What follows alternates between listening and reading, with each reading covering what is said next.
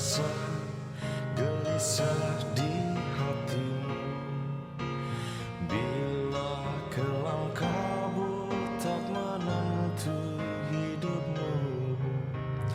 Ingat masih ada seorang penolong bagimu. Dia tak pernah jauh darimu.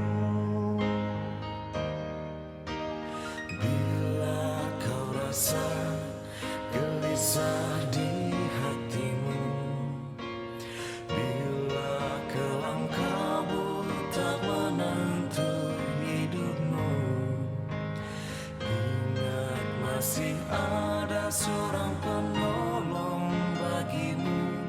Dia tak pernah jauh darimu. Berseru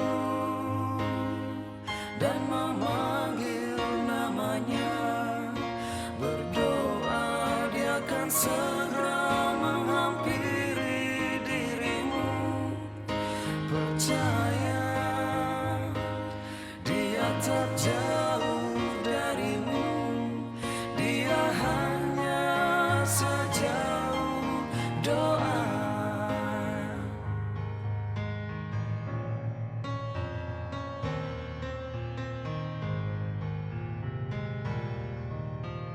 Bila kau rasa gelisah di hatimu, bila kelam kabut tak menentu hidupmu, ingat masih ada seorang penolong bagimu. Dia tak pernah jauh darimu. Berseru dan memanggil namanya, berdoa dia akan segera menghampiri dirimu. Percaya dia tak jauh darimu, dia hanya sejauh doa. Berseru dan memanggil namanya, berdoa dia akan segera menghampiri dirimu. Percaya dia tak jauh darimu, dia hanya sejauh doa. Dia hanya sejauh doa. Dia hanya sejauh doa.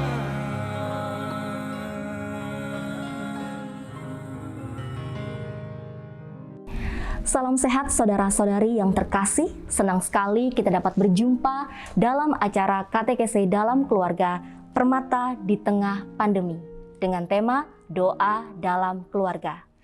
Bersama Bapak Uskup Keuskupan Banjarmasin, Monsinyur Petrus Bodeng Timang, dan Ketua Komisi Keluarga Keuskupan Banjarmasin, Romo Ignatius Tari MSF, dan saya Agatha Putri. Baik, untuk mengawali katekese pada hari ini, saya persilahkan kepada Romo Ignatius Tari. Terima kasih Mbak Agatha Putri. Para pemirsa di rumah, selamat berjumpa dalam acara Katekese Keluarga Permata di Tengah Pandemi dengan tema doa dalam keluarga bersama Bapak Uskup kita, Bapak Uskup Monsinyur Petrus Bodeng Timang. Mari kita awali acara ini dengan doa yang akan dibawakan oleh Bapak Uskup kita. Silakan Bapak Uskup. Dalam nama Bapa dan Putra dan Roh Kudus. Amin. Yesus yang penuh kasih, Engkau telah menguduskan keluarga pilihan-Mu. Ingatlah bahwa keluarga kami adalah milik-Mu, karena kami telah mempersembahkan diri kepada-Mu. Sudilah menolong dan melindungi keluarga kami dalam kesukaran sehari-hari. Berilah kami rahmat-Mu supaya dengan tekun dapat meniru teladan keluargamu yang kudus. Berkatilah kami sekeluarga, serta semua orang yang mendukung dan memberi penghiburan kepada keluarga kami, terlebih di masa pandemi ini. Bunda Maria, semoga di bawah naungan-Mu kami mampu menjadikan keluarga kami gereja rumah tangga yang rukun. Santo Yusuf, Bapa pelindung keluarga kami, tolonglah kami dalam membangun kebersamaan dalam keluarga. Kami percaya bahwa dengan meneladan cara hidup keluarga kudus di Nazaret, kami semakin berkenan kepada Bapa serta sesama kami. Amin. Dalam nama Bapa dan Putra dan Roh Kudus. Amin. Baik para pemirsa di rumah, permata di tengah pandemi, itulah tema yang akan kita bersama renungkan dalam katekesi keluarga bersama Bapak Uskup kita. Bapak Uskup, sejak Maret kita itu kan bekerja dari rumah dan barangkali juga berdoa dari rumah.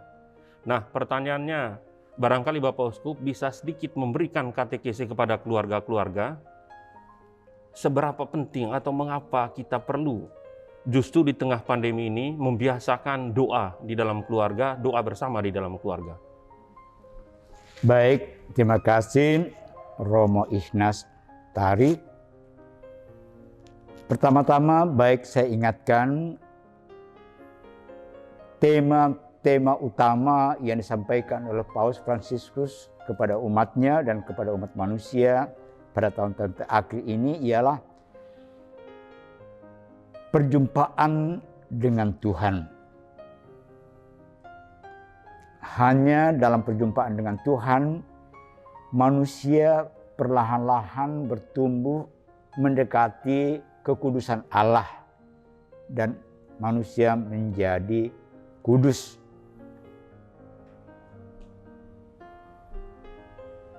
Dan kekudusan itu dicari bukan dalam hal-hal yang istimewa, melainkan dalam kehidupan sehari-hari. Dan itu menjadi nyata dalam surat apostolik beliau, Evangelii Gaudium, Sukacita Injil, dan beberapa waktu yang lalu, Gaudete et exsultate, bergembira dan bersukacita selalu. Itulah tanda orang Kristiani, kalau mau orang Katolik. Hidup dalam sukacita karena Allah hadir dan bekerja dalam dirinya, dalam keluarganya. Sehingga jangankan pada masa pandemi, dalam keadaan normal pun setiap orang beriman itu perlu berdoa dan wajib berdoa.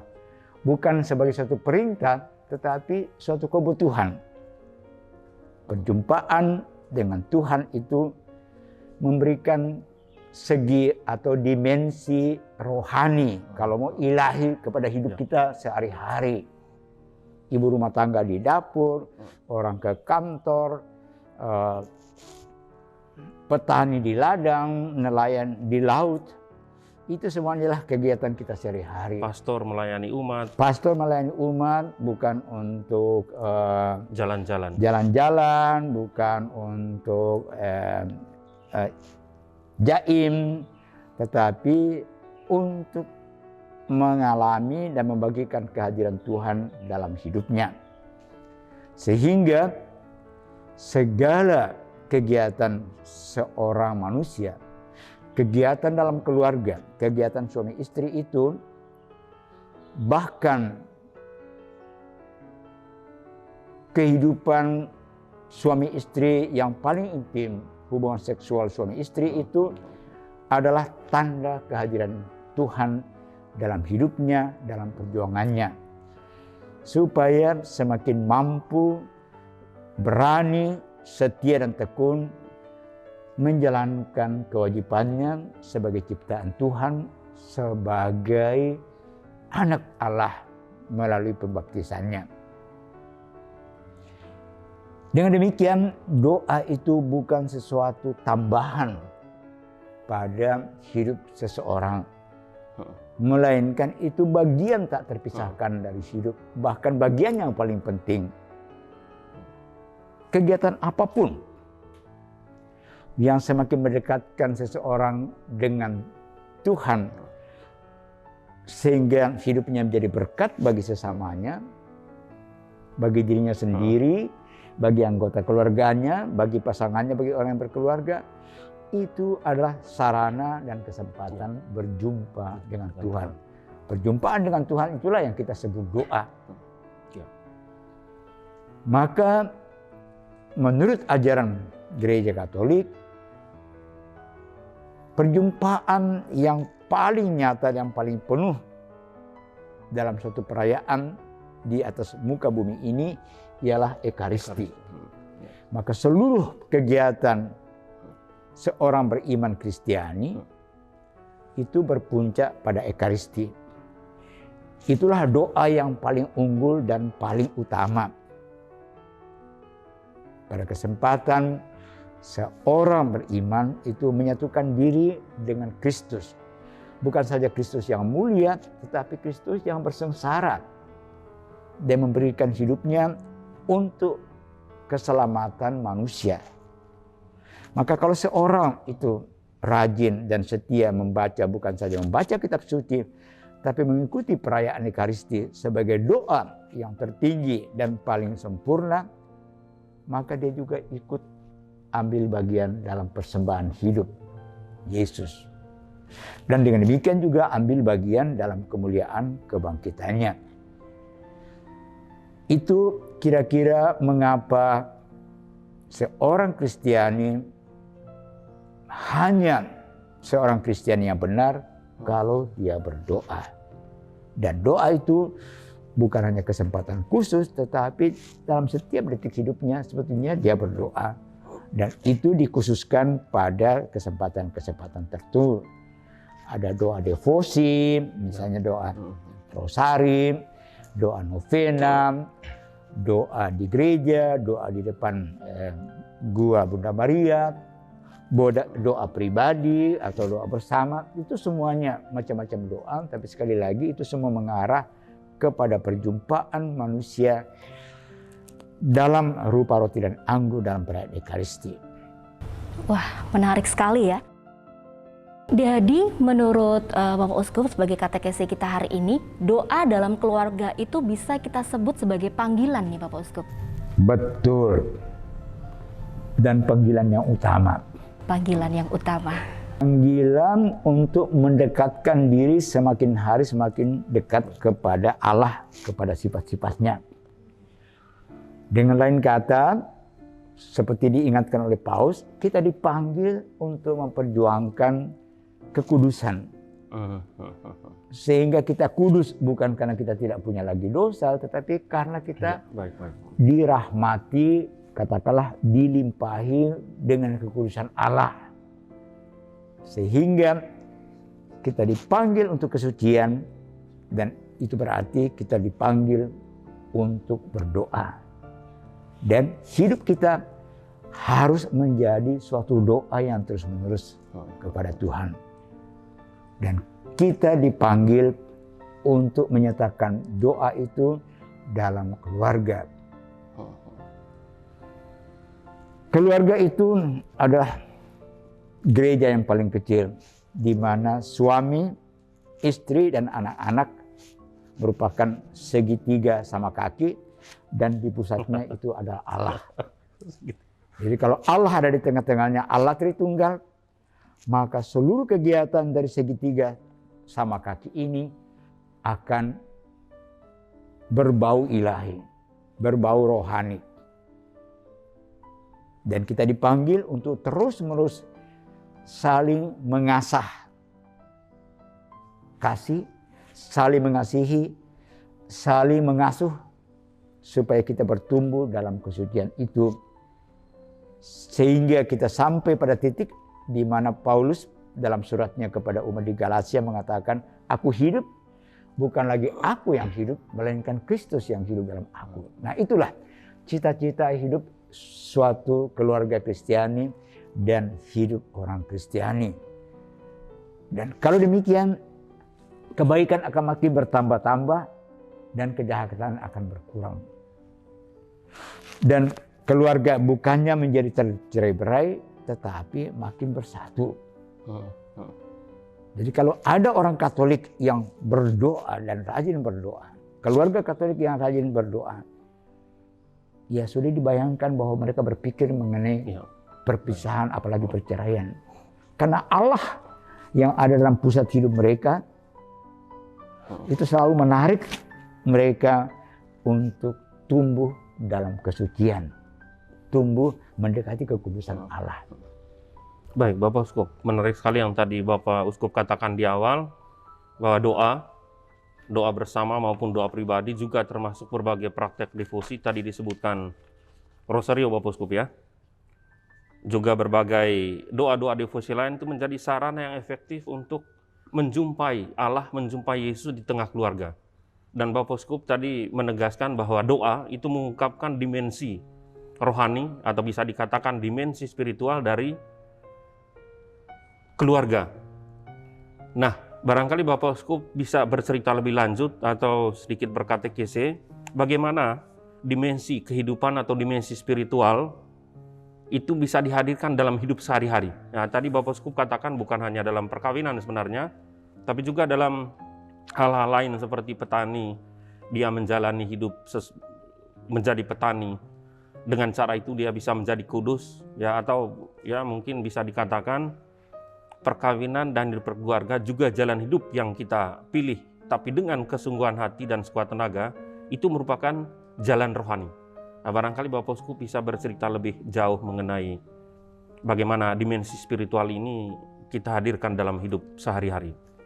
Benar sekali. Seperti tadi saya katakan kepada Mbak Agatha, dengan doa itu kebajikan, keutamaan itu semakin ditingkatkan, ibaratnya menjadi semakin besar. Dosa dan kejahatan yang melekat pada diri kita, segala ancaman dan godaan yang datang dari luar itu dengan lebih mudah kita cegah. Dengan demikian, doa itu semacam menjadi penangkal segala kejahatan dan pupuk yang menyuburkan hidup rohani kita sebagai ciptaan Tuhan dan anak-anak Allah. Dengan lebih sering berdoa, dengan demikian juga segala pergumulan keluarga itu kita langsung hadirkan kepada Tuhan. Memang kita sangat terbantu dengan kemajuan teknologi, informasi, dan sarana komunikasi sekarang ini. Dengan adanya Facebook, ada Instagram dan apa. Tapi ada bahaya bahwa orang ketika mengalami kesulitan, curhat di Facebooknya, di Instagramnya, dan seluruh dunia membacanya. Tapi tidak ada seorang pun yang bisa memberikan dia kekuatan untuk mengatasi kesulitannya. Betul sekali. Bahkan mungkin dia akan menjadi lebih kalut dan galau. Apalagi kalau orang malah menertawakan dia dengan macam-macam komen. Ya. Malah kehidupannya menjadi semakin kosong dan semakin kering. Menarik. Dan boleh jadi karena kesulitan dan bebannya itu, dia juga semakin menjauh dari anggota keluarganya. Istri dari suaminya, suami dari istrinya, anak-anak dari orang tuanya. Mereka mencari solusi-solusi terhadap macam-macam persoalan yang setiap hari bukannya semakin berkurang, melainkan semakin bertambah. Bukannya menjadi semakin ringan, tetapi makin berat. Ketika orang terjebak dalam situasi seperti itu, maka orang harus kembali kepada fitrahnya, kepada asal-usulnya, yaitu Allah sendiri. Yang sekali lagi dalam paham hidup berkeluarga dan perkawinan Katolik, Allah hadir dalam setiap momen hidup suami istri dan hidup keluarga. Dialah yang menarik kita ke atas, mengangkat kita supaya hidup kita lebih mulia, hidup kita lebih bermakna, lebih berarti bagi sesama, dan juga semakin berkenan kepada Tuhan. Sebaliknya, ketika kita mencari solusi untuk segala pergumulan kita itu dalam hal-hal yang bukan Tuhan, kita bukannya menemukan solusi, melainkan kita akan mengalami kekeringan. Dan kita akan mencari solusi-solusi yang justru membuat kita semakin terpuruk.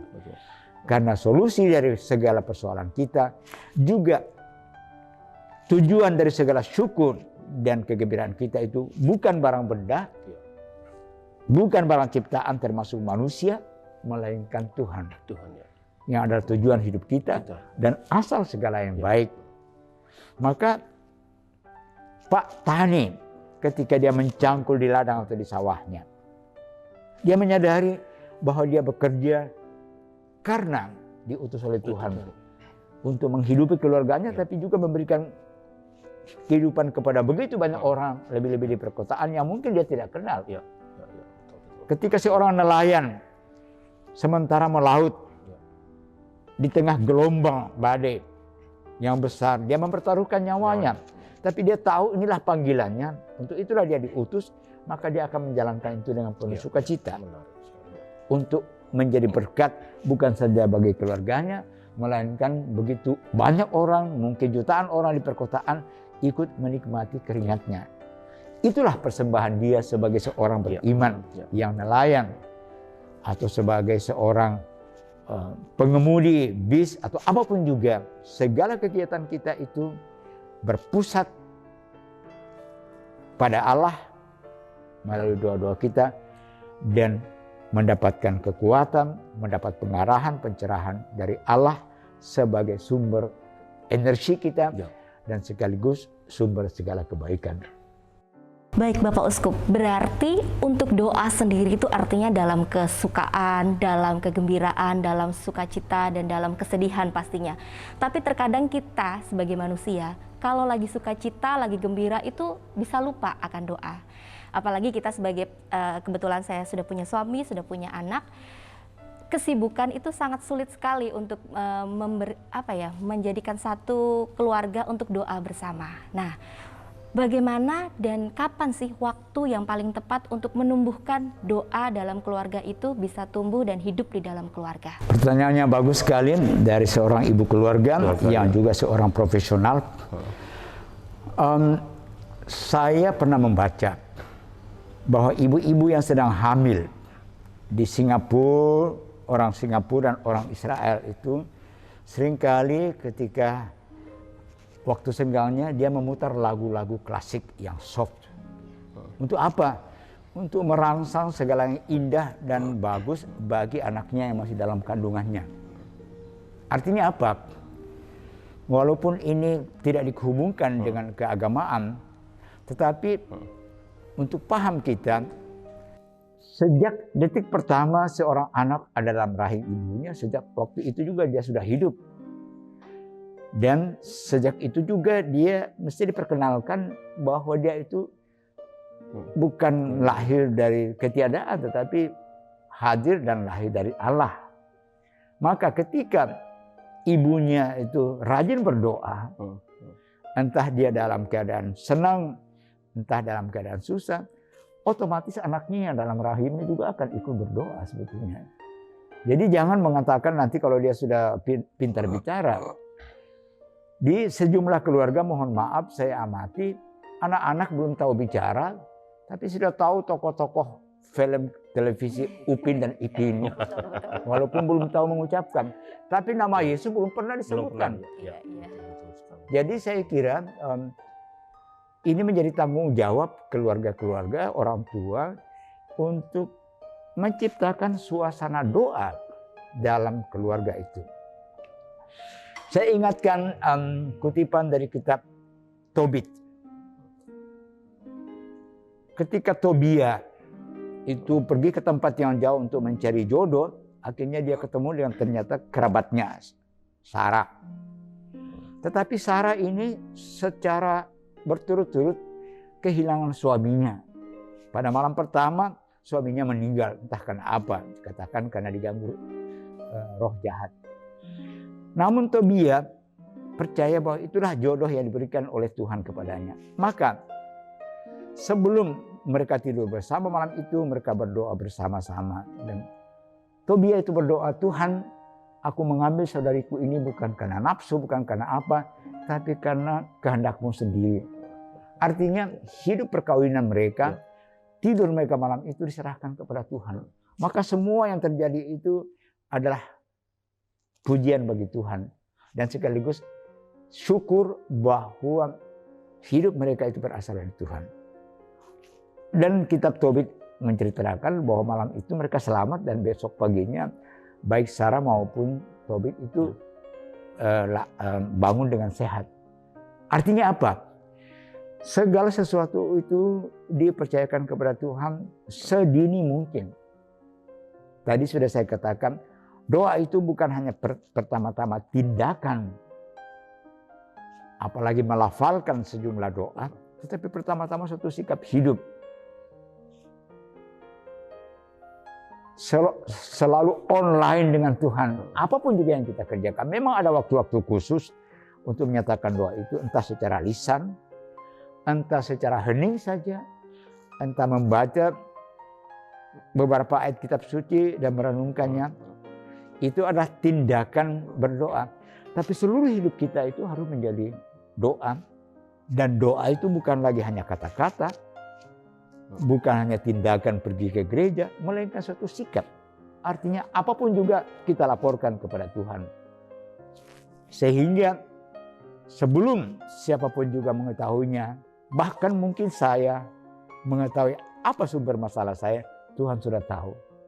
Dan Tuhan tahu solusinya apa. Jadi pertanyaannya sejak kapan ya? Sejak anak itu hadir di bumi ini melalui rahim ibunya. Saat itulah juga anak itu harus belajar berdoa karena orang tuanya berdoa bersama-sama. Suami istri atau kakak-kakak dari bayi itu dia berdoa bersama.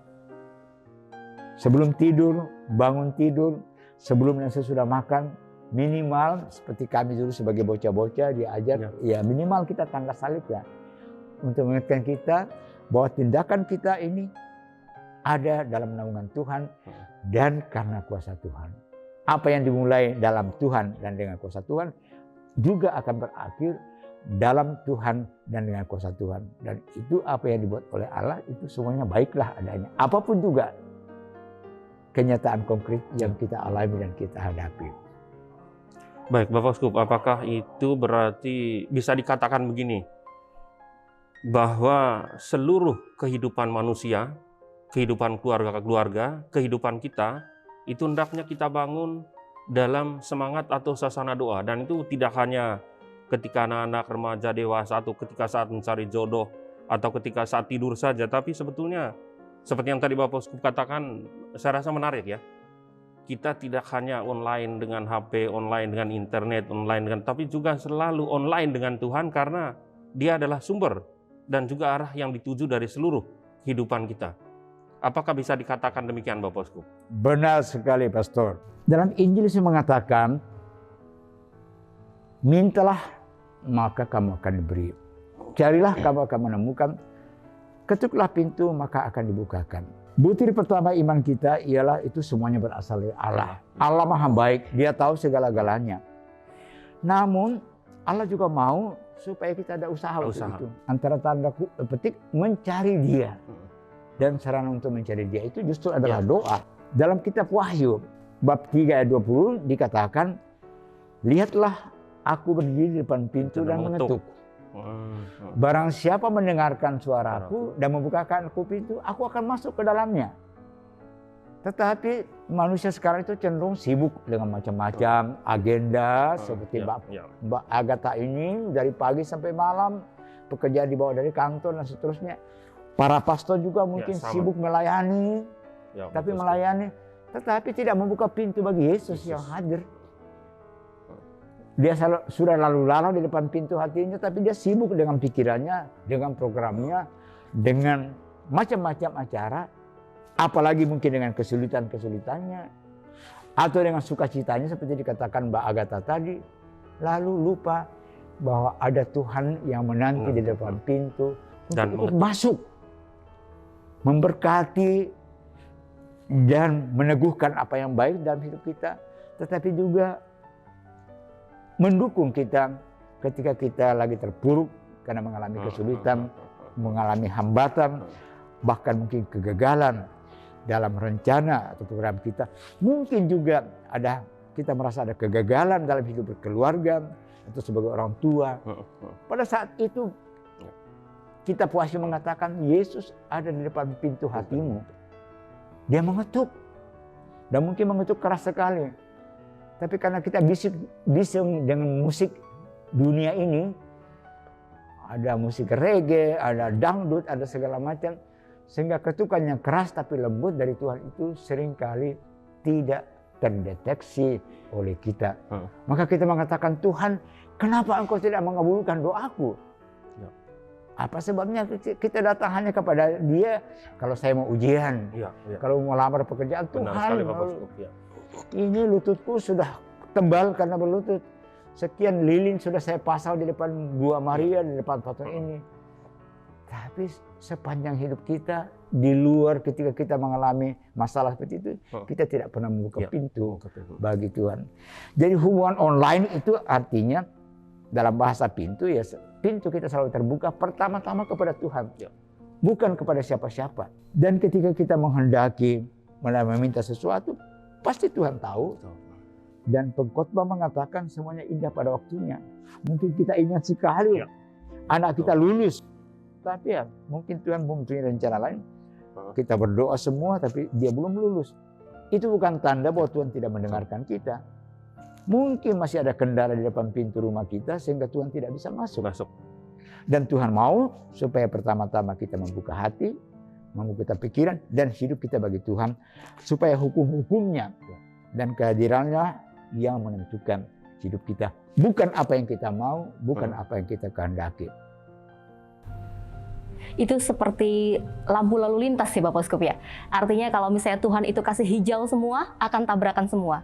Jadi harus ada merah, ada kuning, ada hijau. Luar biasa. Luar biasa. Iya, baik sekali Bapak Uskup.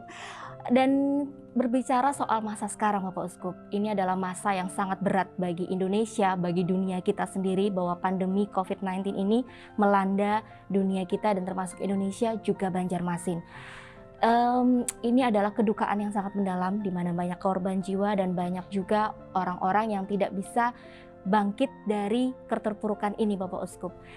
Dan kita sendiri pun sebagai keluarga yang sampai saat ini masih sehat Bapak Uskup, di tengah keluarga ini kita belajar online, beribadah dari rumah, sekolah dari rumah, bekerja dari rumah.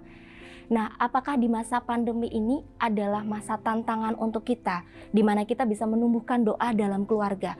Karena keluarga akhirnya berkumpul bersama, melakukan semua di rumah, walaupun terkadang-kadang malah bikin ribut karena terlalu banyak kegiatan di rumah, tapi ini menjadi tantangan tersendiri bagi keluarga-keluarga Katolik yang ada di Indonesia dan juga ada di dunia ya Bapak Uskup. Betul sekali Mbak Agatha. Tadi saya kutip kitab pengkhotbah yang mengatakan semuanya indah pada waktunya. Keyakinan iman Kristiani ialah tidak ada sesuatu yang terjadi di bumi ini yang tidak diketahui Tuhan. Dan pasti semua ada tujuannya. Dan kitab suci sendiri mengibaratkan hidup kita dengan emas. Emas kalau tidak diasah dan tidak dimasukkan dalam api dengan suhu yang tinggi, dia tidak akan cemerlang sebagai emas. Dan saya kira begitulah juga Tuhan memproses hidup kita ini. Yang ada miliaran manusia di dunia ini dengan macam-macam kebutuhan. Tuhan tahu pada waktunya kapan manusia itu harus disadarkan bahwa ada sesuatu yang harus berubah dalam hidupnya. Dan saya menanggapi peristiwa sekarang ini, pandemi yang melanda hampir seluruh muka bumi ini, seperti apa yang disampaikan dalam Alkitab sendiri, misalnya Bahtera Nuh dengan banjir itu, saya kira itu semacam pembersihan, bukan manusia secara fisik, tetapi lebih-lebih mentalitas manusia, mungkin harus dicuci ulang, harus diarahkan ulang. Sehingga dengan beberapa protokol yang ditentukan oleh pemerintah, misalnya social distancing, artinya kita menjaga jarak sosial baik dalam rumah maupun dengan orang-orang di luar rumah kita. Mungkin Tuhan menghendaki supaya dengan adanya pembatasan sosial itu kita justru semakin kembali kepada jati diri kita masing-masing. Untuk sekali lagi menemukan inti yang terdalam hidup kita, yaitu Tuhan. Mungkin juga kesempatan seperti Mbak Agatha ini hidup dalam keluarga besar, ada anak-anak. Saya menduga banyak ibu yang sakit kepala. Sudah 7 bulan anak-anak itu hidup di rumah dengan ibu ini, dengan segala kegiatan rutin. Mungkin mereka itu diberikan kesempatan untuk belajar lebih mendalam tentang anaknya, tentang karakternya. Yang selama ini bertahun-tahun diserahkan kepada ibu guru atau guru agama di sekolah, di gereja, dan seterusnya. Sekarang mereka mesti belajar bukan saja mengenal karakter anak-anaknya dan semakin mencintai mereka lebih mendalam, melainkan juga ya mereka harus belajar pelajaran anak-anaknya di rumah. Dan bahkan mungkin sarana untuk belajar online itu, teknologi IT itu mereka juga harus belajar dan seterusnya. Memang kelihatannya itu seolah-olah menjadi beban bagi keluarga. Tapi saya percaya tidak ada kejadian yang tidak dipakai oleh Tuhan untuk kebaikan manusia. Ibaratnya untuk menjadikan manusia itu naik kelas. Bukan dalam dunia akademik, tetapi dalam kemanusiaan. Dan kalau mau dalam keagamaan.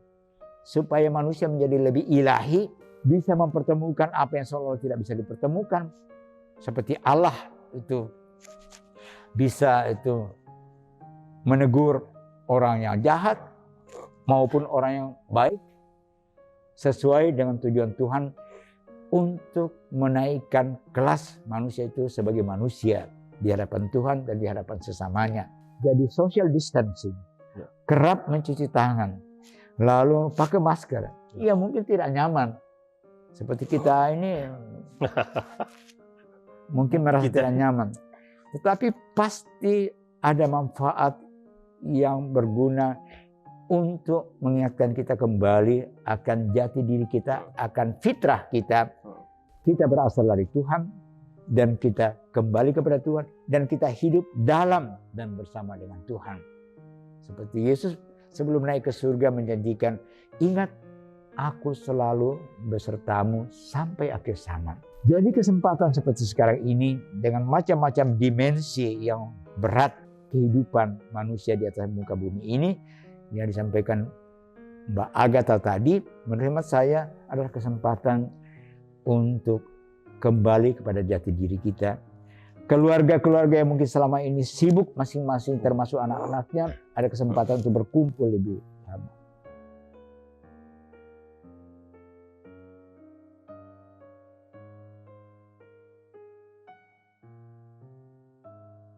Baik Bapak Uskup, di dalam kitab suci itu kita seringkali membaca kisah-kisah mengenai Yesus yang berdoa, mengajak murid-muridnya untuk berdoa, tapi juga mengajar murid-muridnya berdoa. Bolehkah Bapak Uskup bercerita tidak hanya dari kitab suci, tapi juga dalam kehidupan sejarah gereja, tokoh atau santo-santa dalam gereja, barangkali pun juga gereja, yang memberi penjelasan betapa pentingnya doa itu yang dapat mengubah hidup orang. Betul. Dalam sejarah gereja dan sejarah teologi yang kita pelajari di Seminari Tinggi, ada tokoh namanya Uskup Agustinus dari kota Hippo di Afrika Utara. Sebagai orang muda, hidupnya itu boleh dikatakan penuh dengan hura-hura, kehidupan yang mewah, bahkan yang sensual. Tetapi ibunya sebagai seorang wanita dan ibu yang penuh kepedulian terhadap anaknya, Santa Monica, terus-menerus berdoa. Ketika Agustinus hijrah ke Italia, sampai di Italia bagian utara, sampai di kota Milan, ibunya ikut. Dan terus-menerus dengan penuh air mata mendoakan anaknya ini. Dan pada suatu waktu akhirnya anaknya bertobat. Agustinus meninggalkan cara hidup yang lama, yang penuh dengan nafsu kedagingan, keduniawian, dan dia kembali ke kampung halamannya di Afrika bersama dengan ibunya. Nah, dalam kesaksian yang ditulis oleh Agustinus kemudian ada ungkapan yang sangat terkenal. Jiwaku gelisah sampai beristirahat dalam Engkau, ya Allah. Nah, di sini dengan jelas muncul dua hal, bahwa manusia tidak pernah akan puas dengan segala kenikmatan duniawi, entah itu uang, entah itu nama, entah itu kepandaian dan seterusnya. Akhir-akhirnya orang harus kembali ke kedalaman dirinya di mana Tuhan itu bersemayam. Dan yang kedua, bukan saja doa seseorang, tetapi doa orang lain untuk sesamanya, khususnya doa seorang ibu untuk anak-anaknya itu luar biasa mujarabnya. Dan oleh karena itu, seperti dikatakan oleh Mbak Agatha tadi, semakin pentinglah bahwa orang tua itu mendoakan anak-anaknya. Ya. Jangan hanya mengeluh mengenai anaknya, tetapi mendoakan mereka sekali lagi sejak anak itu lahir pada detik pertama di atas muka bumi ini dalam rahim ibunya. Baik, itu luar biasa Bapak Uskup. Itu kalau dari tokoh agama ya. Nah, kebetulan saya juga punya satu video tentang pengalaman iman. Ini kita akan tampilkan dari masyarakat kekinian gitu. Ini adalah pengalaman hidup mereka bahwa Tuhan tidak pernah meninggalkan mereka dalam situasi apapun. Ini adalah salah satu umat di Keuskupan Banjarmasin yang akan memberikan pengalaman iman kepada kita semua dari keluarga Bapak Denny.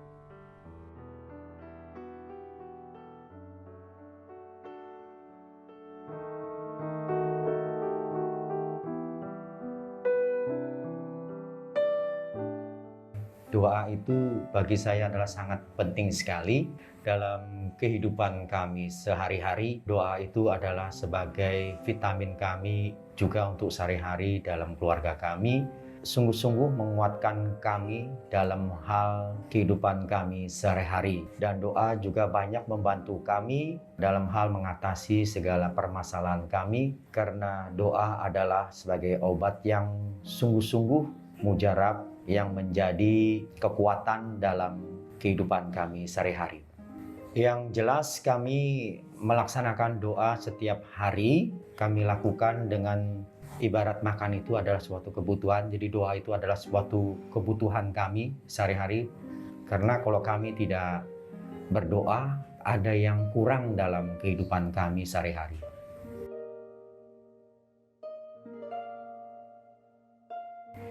Kalau di keluarga kami, setiap pagi kami secara bergantian, kami berdua membawa anak-anak kami berdoa di Venti misa harian.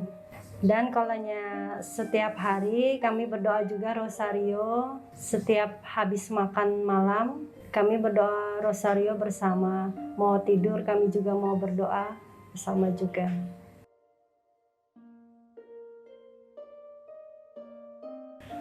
Yang jelas karena saya kerja sendiri, jadi pagi-pagi itu yang jelas kami itu doa pagi. Setelah itu saya pergi ke pasar beli ikan dan sayur. Terus istri saya itu ngurusin anak-anak untuk belajar secara online.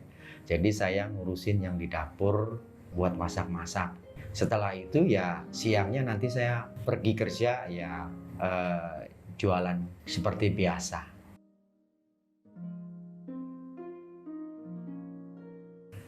Yang jelas pengalaman hidup saya yang saya mengesankan itu sampai sekarang itu dalam keluarga saya, sampai sekarang saya diberikan Tuhan kesempatan untuk hidup sama anak-anak saya, tidak kurang satu apapun, dan juga ya Tuhan memberikan kepercayaan kepada keluarga kami, yaitu seorang anak yang betul-betul sangat istimewa, dan itu merupakan suatu ya kami imani sebagai keistimewaan yang begitu besar, seorang anak yang sangat istimewa bagi kami. Dan kami mau menerima dengan tulus hati dan dengan kesabaran. Jadi ya dengan bantuan Tuhan juga dan kami dengan berdoa terus, kami juga minta pertolongan supaya kami diberikan suatu kesabaran terus, walaupun kami terkadang ya Tidak manusia sabar. yang lemah, kadang-kadang tidak sabar, dan juga yang jelas kami mau menerima anak yang istimewa tersebut dengan hati yang tulus ikhlas.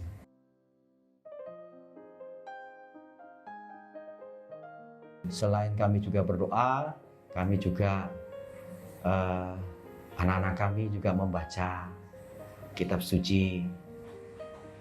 Manfaat dari doa yang kami lakukan setiap hari, kami merasa saling membutuhkan, saling merasa Tuhan itu selalu menolong kami, selalu menyertai kami saat kami mengalami kesulitan, kami selalu dikuatkan. Sebuah pengalaman yang sangat luar biasa dari satu keluarga di Keuskupan Banjarmasin. Bagaimana Bapak Uskup, apakah ada tanggapan ataupun ada yang ingin direfleksikan dari tayangan yang kita lihat tadi Bapak Uskup? Baik, terima kasih Mbak Agatha. Apa yang kita perbincangkan sampai sekarang ini menjadi konkret, membumi dalam pengalaman real keluarga ini yang kita lihat pada video tadi. Di satu sisi harus dikatakan bahwa secara lahiriah, secara material, keluarga ini adalah keluarga yang biasa-biasa saja. Bahkan mungkin bagi banyak orang ini keluarga yang kurang diberkati kalau dilihat dari segi hal-hal duniawi. Keadaan ekonomi itu Senin Kemis ada anak yang bagi banyak keluarga itu mungkin merupakan aib karena tidak normal seperti anak-anak lain. Tapi disitulah iman mereka berbicara bahwa tidak ada yang kebetulan bagi Allah, dan setiap peristiwa yang Allah izinkan terjadi dalam diri seseorang, dalam diri suatu keluarga, itu pesannya ada, dan pesan Tuhan itu selalu adalah pesan untuk keselamatan, baik untuk yang bersangkutan sendiri maupun bagi orang lain, paling sedikit sebagai kesaksian hidup. Dan yang kedua, seperti dipesankan oleh Yesus sendiri, mintalah maka akan kamu mendapatkan, carilah maka kamu menemukannya, ketuklah pintu maka pintu akan dibuka bagimu. Dalam doa yang tekun, yang seringkali kering, seolah tanpa jawaban, sehingga bisa menggoda kita untuk mengatakan ternyata Allah melupakan saya, bahkan Allah meninggalkan saya. Ternyata pada akhirnya walaupun secara lahiriah itu keadaan tidak banyak berubah, tapi suatu perubahan batin yang luar biasa. Keluarga ini menyadari Tuhan hadir dan sementara bekerja dalam keluarga kita, dalam diri setiap anggota keluarga. Dan saya kira inilah pesan iman yang paling penting. Tuhan tidak pernah meninggalkan siapapun orang itu. Dan dia mendengarkan doa-doa orang yang berseru kepadanya. Dan dia tahu kapan waktunya doa seseorang itu dikabulkan. Dan kalau ada penundaan, itu bukan karena ada kekurangan pada orang itu, tetapi ada rencana yang lebih besar yang disiapkan Allah bagi orang atau keluarga bersangkutan. Maka pesannya, tetaplah bertekun, setia dalam doa, juga ketika hidup kita terasa kering, gersang, dan seolah-olah kita ditinggalkan oleh Allah.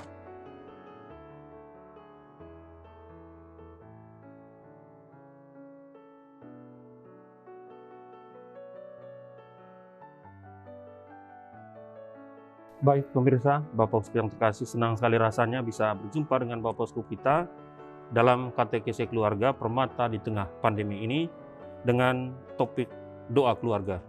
Kemiskinan dan kesepian terbesar masyarakat saat ini itu bukan pertama-tama sebenarnya karena pandemi, tetapi karena rapuhnya relasi dalam keluarga, karena kita merasa ditinggalkan oleh Tuhan. Nah, peneguhan dari Bapak Uskup tadi jelas bagi kita bahwa Tuhan tidak pernah meninggalkan kita, dan karena itu kita tetap tekun dan terus-menerus berdoa, karena dengan berdoa kita bisa berjumpa dengan Tuhan.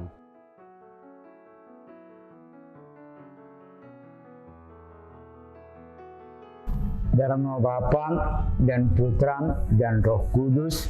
Amin. Amin. Yesus, Maria, dan Yusuf, di dalam hidupmu kami menemukan cahaya kasih sejati, dan kepadamulah kami percayakan hidup keluarga kami. Keluarga Kudus Nazaret, jadikanlah keluarga kami tempat berkomunikasi, sanggar doa, sekolah iman, dan gereja kecil. Keluarga Kudus Nazaret, semoga tidak ada lagi kekerasan, ketegaran hati, dan perpisahan di dalam hidup keluarga. Semoga duka dihibur, luka disembuhkan, dan kerukunan dipulihkan. Keluarga Kudus Nazaret, semoga dalam masa pandemi ini kami semakin memahami keindahan dan kesucian keluarga kami. Semoga kami semakin mengenali rencana-rencanamu yang indah. Yesus, Maria, Yusuf, dengarkanlah dan kabulkanlah doa-doa kami ini. Amin. Tuhan bersamamu Dan bersama rohmu. Diberkatilah saudara sekalian, semua dan setiap anggota keluarga di mana saja mereka ada saat ini. Handai taulan sanak saudara kaum kerabat kita, mereka yang kita jumpai dan kita layani dalam tugas, pekerjaan, kegiatan, dan profesi kita setiap hari. Segala pergumulan, bahkan beban dan penderitaan yang Tuhan perkenankan kita alami dalam keluarga dan pekerjaan kita,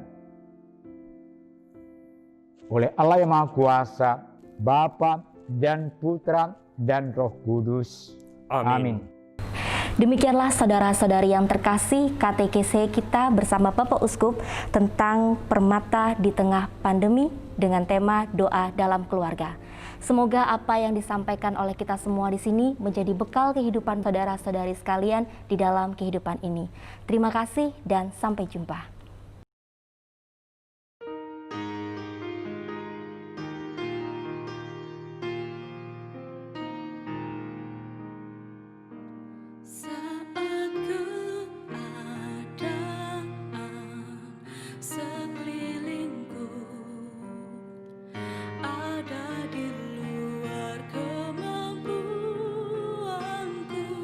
Ku berdiam diri